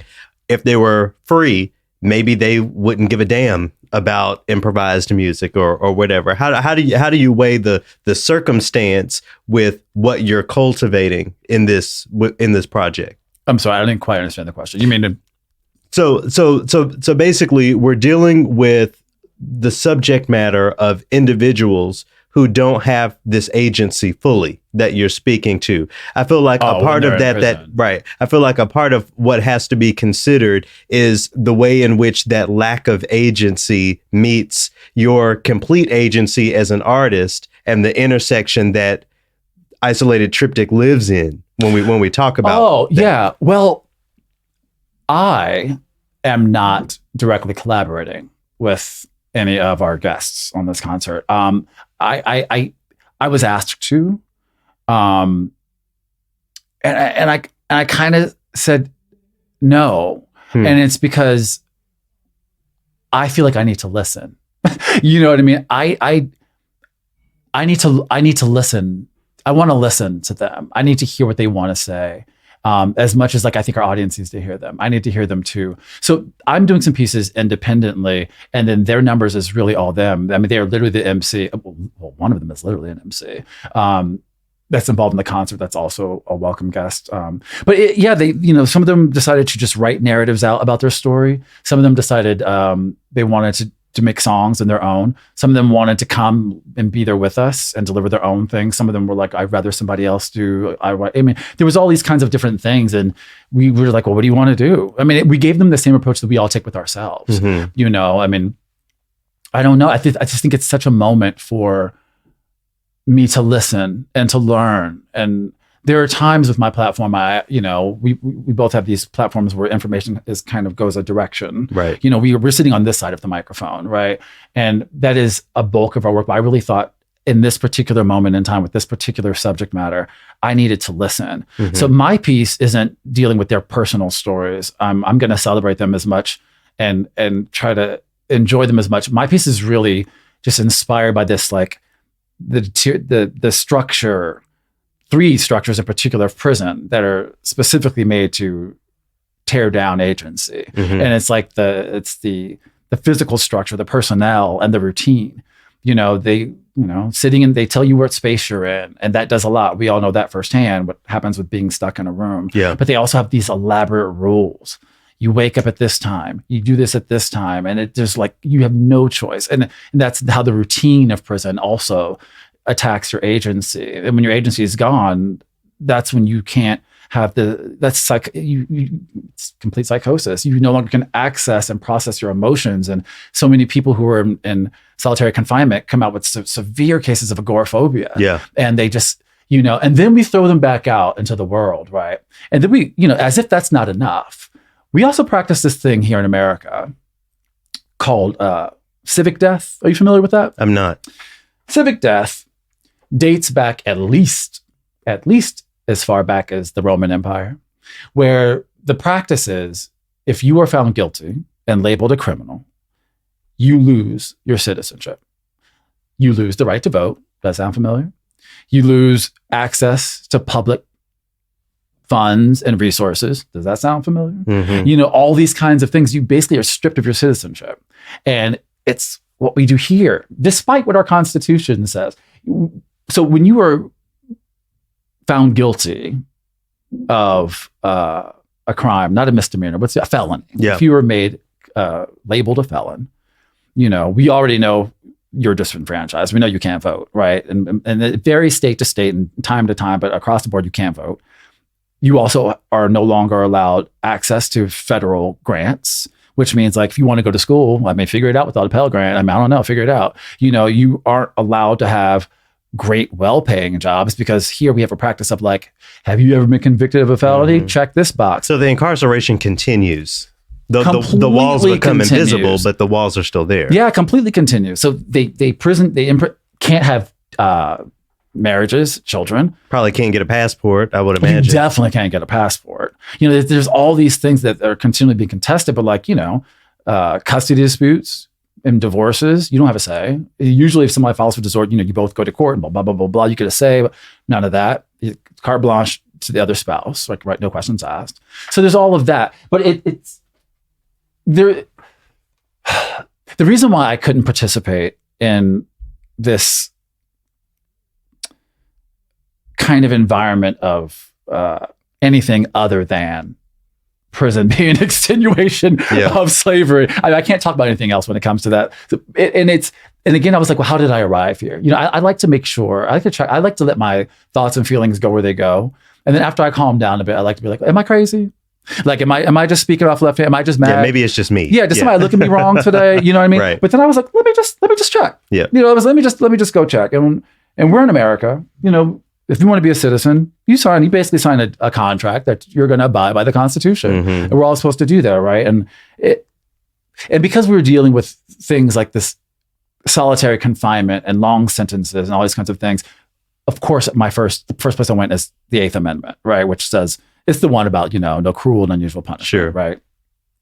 Which is interesting. Unless ... you know. Yeah, I mean, it's just, but the interesting thing about it is the language of these three amendments where I took myself, right?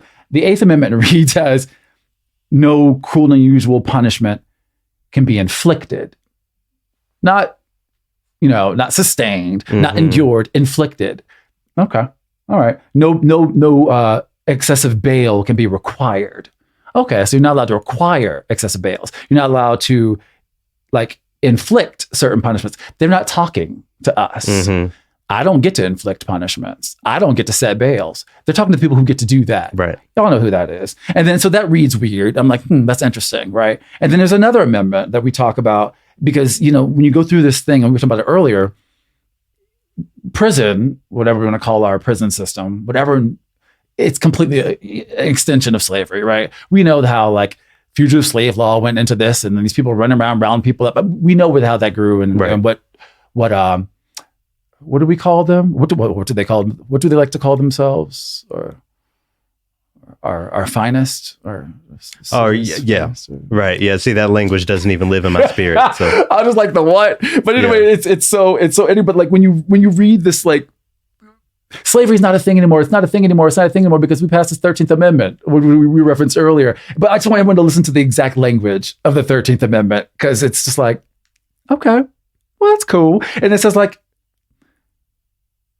neither slavery nor involuntary servitude, except as a punishment for crime, whereas the party shall be duly convicted, shall exist within the United States and our things. So they clearly identify prison as punishment for something, right? So being that that's been what's established, it's hard for me to have a conversation about the rehabilitative qualities of prison. That's not what it's there for. That's not what it says. It's not what it says, right? And that's just difficult for me to swallow. So I'm doing a piece on the effects of solitary confinement and just trying to shed some light on how this torture is happening in our prison. And it's just ridiculous. So the piece itself, for those who don't want to go into like, because sometimes, listen, music can be what we do and art can be what we do. Yes, it can be activist. You know, it can be a tool of activism. It can be all that. But I do understand that for some people, this is entertainment. And some people want to go to a concert to be entertained and they want this escapism and this kind of that. So for people who want to come to the concert for the sake of like, what's the entertainment value? I say a triptych, and, you know, it could also be described as it is a 3-part piece, as the name implies, that is, you know, and it involves spoken word and song and movement and scene work, and it's a theater piece in some levels too. So and in a lot of improvisation, and there's and puppetry. And a lot of these like modes of performance were chosen on purpose, right? I mean, my collaborator, I'm working with someone on this thing. First of all, she's brilliant. Her name is Mara Gayan. And I got to work with her this past summer because I worked with the company. There's a company called the Bread and Puppet Theater Company, which is an activist puppet theater. Imagine that. Yeah. Who knew? Who knew? And they've also been like in business and active like since like 60s. I mean, it's been around for a while. They started in the Lower East Side of New York, but they do all kinds of interesting work. Look them up when you all get a chance. It's called Bread and Puppet Theater. But anyway, I worked with them on this piece, which led me to meeting this brilliant movement artist named Mara. And we just discovered that, you know, I've done a lot of different kind of performing. You know, I've been in movies, I've been in TV shows, I've been in operas, I've been in musicals, I've been in plays, and I've played the bassoon, I've played the saxophone. You know, I've done all these kinds of things, but I've never really delved into this world of puppetry. And it was interesting. I didn't realize how much of a blessing this particular skill set and experience would be for this, because it's also a very interesting thing. Like, instead of me operating a hand puppet, this movement artist, this dancer, Mara Gayan, who's, again, she's so brilliant. She's the puppet. And she is going to react to my words. And then to varying degrees, we're going to show how, you know, when I'm puppeteering with her, she's got no say in what happens. And then like we gradually have distance between us, and she has a different level of agency, and my character has a lesser amount of agency. And then built in within all of that is the fruits of our research about the effects of the structures of prison and how it deteriorates your agency and all that kind of stuff. But how are we going to handle this involvement of these people telling their stories? Because it ties into something else that has been really bothersome for a lot of us as Black artists during this time, you know, every February, but particularly right now in this season of this new resurgence and interest in alleged awareness, all of that stuff, right? And because we all, you know, you talk to one composer, you talk to one flautist, you talk to whatever, and we might have different instruments and slightly different interests, but it all comes down to like everyone wants us to talk about this, you know, and that's, which means that system of labor, those power structures, those power dynamics are still very much at play, even within arts ecosystem. Yeah, you know, and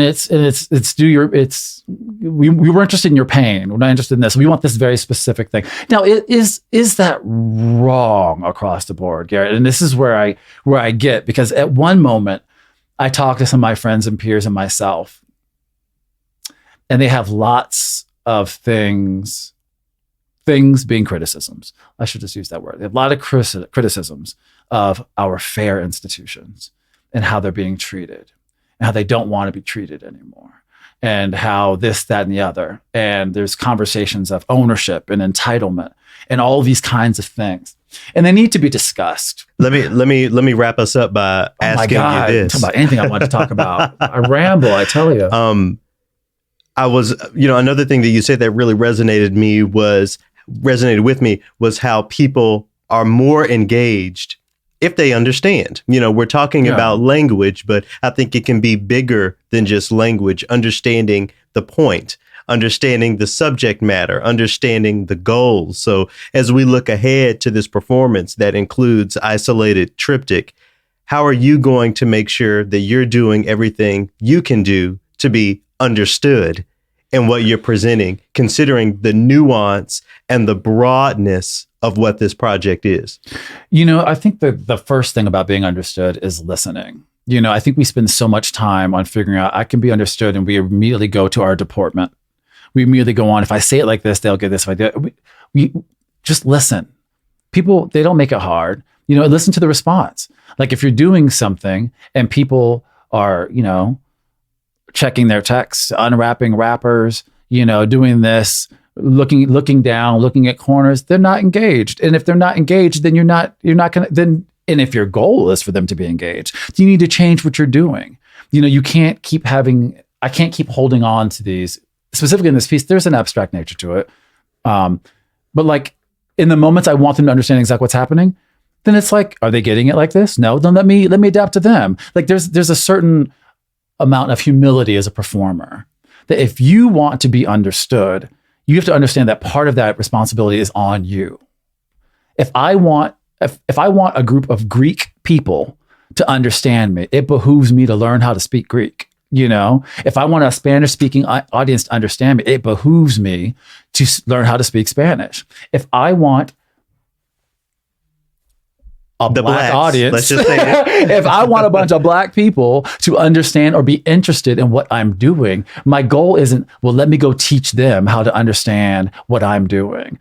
You've got to humble yourself. Like, if you want them to come, then you've got to be like, well, maybe I need to include things that other people like in what I'm doing. And if that manifests itself by, like, you know, people want to see other people that look like them, then maybe you need to hire more black people. If it manifests itself that people are like, I don't understand this music. Like, I don't understand this atonal thing. I don't get it. I don't understand this, like, 4-5-1. I don't understand why there's so many piccolos. Like, if you don't understand that, Right. you know, if I don't hear a beat, This isn't music. If a group of people you want to come cherish things like beats, I don't know, make some music with a beat. You know, if you want a young crowd to come, what are the kids listening to? Figure out a way to, you know, bring that into it. You know, it's there's a level of humility and just, it's humility. I think in these hallowed halls, again, I think the biggest lesson is humility. I think a lot of these people who make these decisions and are really good at it, you know, these administrators who make all these decisions, these presidents of these things, and these organizers and all these new positions opening up across the board, you know, there's all these, you know, now I'm a director of this, I'm in charge of impact, and I'm in charge of this, I'm in charge of bringing in brown people, you know, all these new positions people are making. And some of them I think are better than others. You know, I think some people have a different grasp on it. It's all new territory. Everyone's trying to figure it out. We'll see, you know, we'll see which one is the way to do it. And maybe there's multiple ways to do it, you know, and also it's not a constant, you know what I mean? That's the other thing I think I want us all to realize. We are not bones. We are growth plates at the moment. This is the point. We are at the literal point where change is happening. There is going to be a amount of trial and error. Just like with a new piece, right? You write a new piece, you're trying out a new technique. Oh my God, I'm gonna try a harder read today. You know, let's try it out. Sometimes you're like, yes, that was bomb. Mm-hmm. Sometimes you're like, oh God, you know, I couldn't even access my top register with this hard ass read. But it's the trying. It's the trying. It's the trying. It's the effort. Now that doesn't mean, listen, we're not handing out E for effort grades here. Like, you That are still too. accountable. Yeah. Like, applaud you for trying, but you are still accountable for your results. Like, this isn't a carte blanche thing. Like, you don't get to try and fail and end up being that people are still not granted access and not happy and still feeling like Boo Boo the Fool and feeling mistreated. You still are responsible for the results. But yes, I give you a sensible, appropriate golf clap. Is that what they call it? A golf clap? Mm-hmm. Is that a call or a tennis clap? Maybe an opera Is clap. it a golf? I'll give you an opera clap for your effort. But you know, I'm more interested. I'm less interested in the efforts as I am in the results, and I will patiently wait for some results. And if the results aren't what people want, you know, you have every right to continue to support these organizations if you want, but you also have every right to not. You know, there's another thing, and I hate, and I'm sorry, I know you got to go, but the last thing I want to leave my peers with, because it's not always about talking to the audience, it's not always about talking to these people running these organizations. Sometimes it's talking to peers. Like, yes, we're in a very unfair, fucked up situation. Like, what's happening is a little fucked up. And I think and it's ridiculous that people who train and are at the levels that they are have to engage in all of this just to work. Like, sometimes you don't want to, you know, sometimes you just want to be happily Black. Sometimes you just want to be comfortably Black. Sometimes you don't want to have to come there and be ready to, like, tie your hair up because somebody's going to talk to you sideways. Sometimes you just want to be comfortably Black. And sometimes you want to be comfortably Black in spaces that aren't designated as Black spaces. And we're going to get there. But always remember, you know, everyone is not granted access to you. Yes, there's this conversation of we want access to these spaces, but you also don't have to grant people access to you. Like, if we didn't learn anything about this by this lockdown period, is that we've got reach. There's all kinds of virtual performances. There are all kinds of new spaces. And, like, you know, we've got a different reach. Yes, it's awesome to sing at these places that got these big pocketbooks. You know, it's nice to sing for a $60,000 contract. That's nice. I get that. That doesn't take a lot of thought. But sometimes sometimes you've got to be a little truer to yourself. And if that means you're going to lend your talents and your gifts to a space that is respectful of your talents and your gifts, and maybe that space doesn't have ivory columns and a gold curtain. Maybe that space doesn't have it right now. Sometimes people learn, people will, when people no longer have access to you, they will respect you. Like if they can treat you this way and you're still going to do it, the lesson is that they can treat you this way. So just be mindful of that. Sometimes we need to say no. Like sometimes they're like, hey, we're gonna give you $50,000 to do this, and then here's some conditions that you don't like. Sometimes you got to say no, and start your own companies. There's a lot of interesting things to be done. We've got resources, we've got a lot of talent. We can start our own companies. We can start our own orchestras. A lot of people have. Shout out to those who are doing it.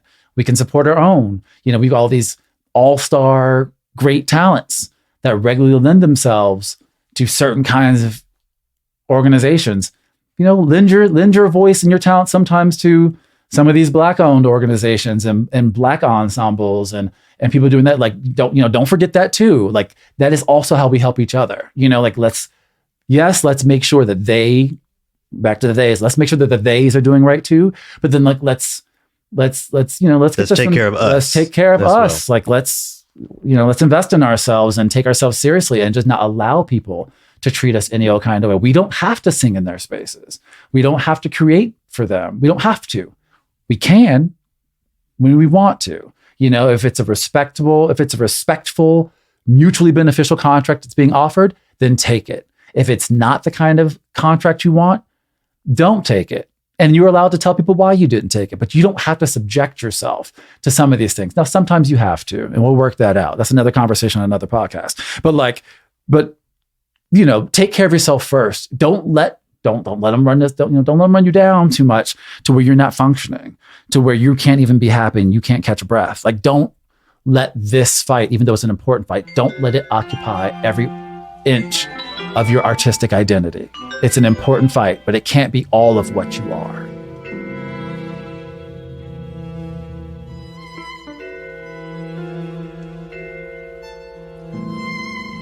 My name is Elijah.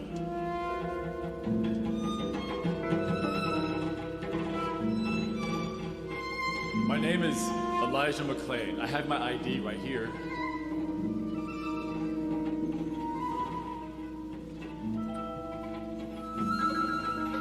I'm an introvert.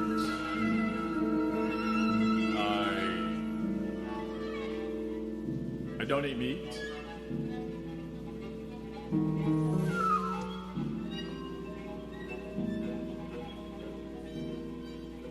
I'm just different. Damian Norfleet featured there in a piece called Requiem with Ensemble Pi. Of course, the person who he's referring to is Elijah McLean, the young Black violinist from Colorado who tragically lost his life at the hands of police officers. Scott, a lot of people talk about becoming numb to the conversation of police brutality and all of that sort of thing. And I think we have all fallen victim of that based on the tragic number of times that these things happen.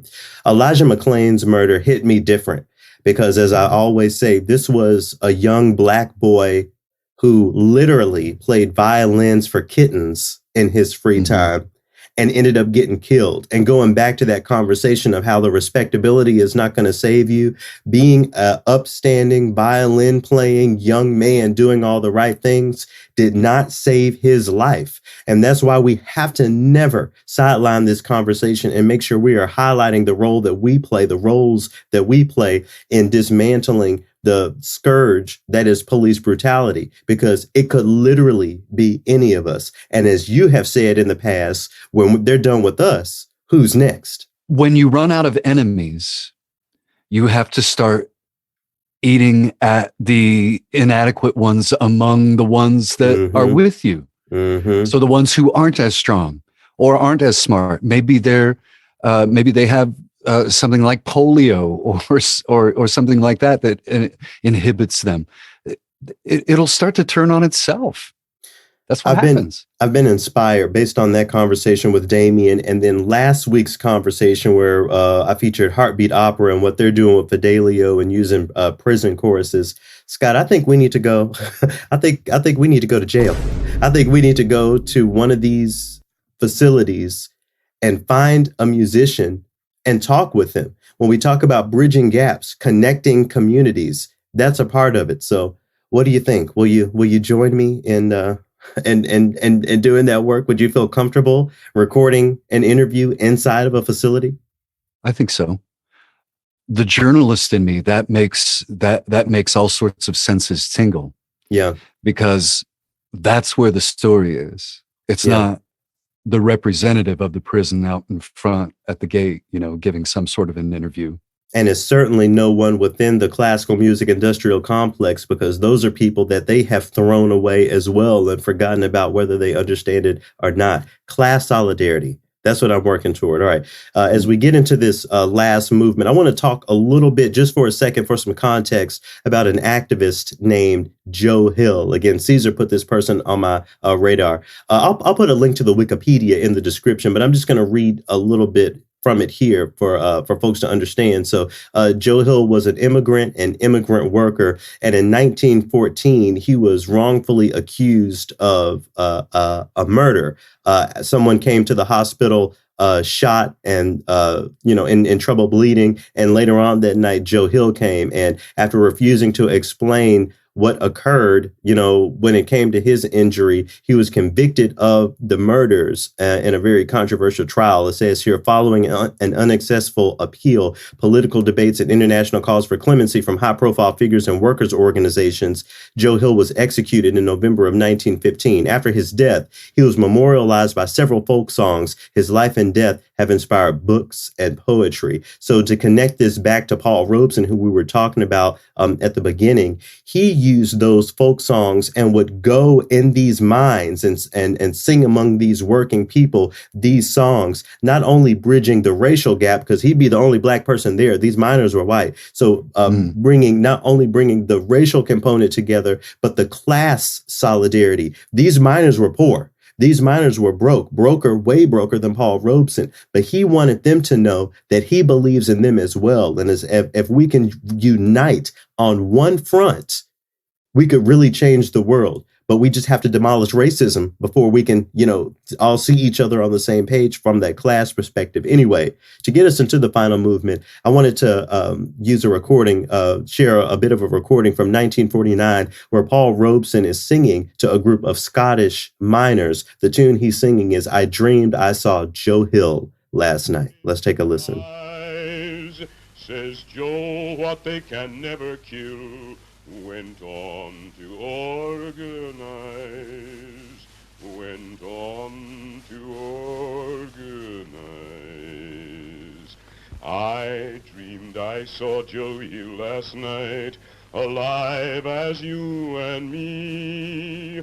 Says I, but Joe, you're 10 years dead. I never died, says he. I never died, says he.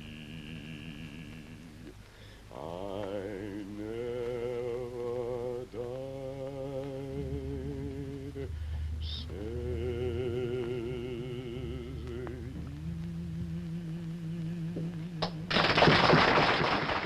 It really gives me goosebumps. I'll link the video in the description to see all of these white folks really tuned in and engaged by this black man, again, way back in the depths of Jim Crow and all of those things. I think one of the first steps we have to take, though, Scott, is convincing people across racial lines in the working class that you are also oppressed. I feel like we take that word and we conjoin it with communities of color, queer people, women, other marginalized groups.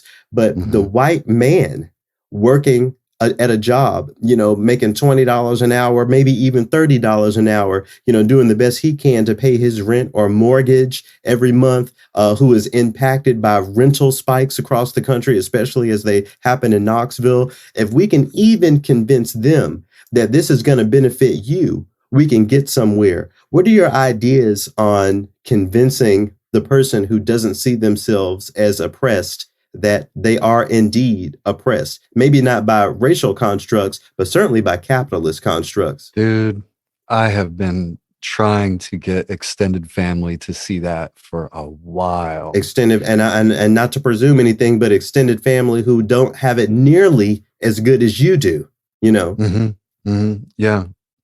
Well, I told you my dad grew up dirt poor, oldest of 13. Yeah.